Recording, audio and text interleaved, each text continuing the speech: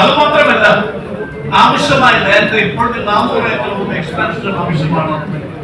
Airport authority സംസ്ഥാന government വീണ്ടും നിർണ്ണയിച്ചിരിക്കുന്നത് ഇതിന്റെ എക്സ്പാൻഷന് വേണ്ടി, 2 എക്സ്റ്റൻഷന് വേണ്ടി. പക്ഷെ ഇനിയും നടക്കാത്ത ഒരു സാഹചര്യം ഉണ്ടായി.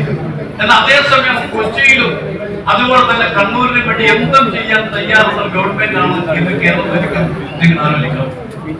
അതുകൊണ്ട് നിങ്ങൾ ഈ പ്രത്യേകിച്ച് യാത്രയിൽ ഉണ്ടാകുന്ന അനുഭവങ്ങൾ, ക്ലേശങ്ങൾ വളരെ കൃത്യമായി പഠിക്കാൻ ശ്രമിച്ച ഒരാളാണ് ഞാൻ. യാത്ര കൂലി, അമിതമായ എക്സോർബിറ്റന്റ് ആയിട്ടുള്ള ചാർജസ് പല ഘട്ടങ്ങളിലും, പ്രത്യേകിച്ച് ബ്ലൂ കോളേഴ്സ്, സാധാരണക്കാരായ ആളുകൾക്ക് ഒരു ഹോളിഡേ അല്ലെങ്കിൽ ഒരു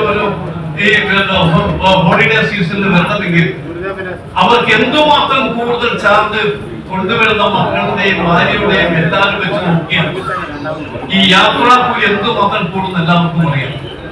അതിന് നമ്മുടെ ഗവൺമെന്റ് തീർച്ചയായും പലപ്പോഴും നമ്മൾ ആവശ്യപ്പെടുന്നതാണ്.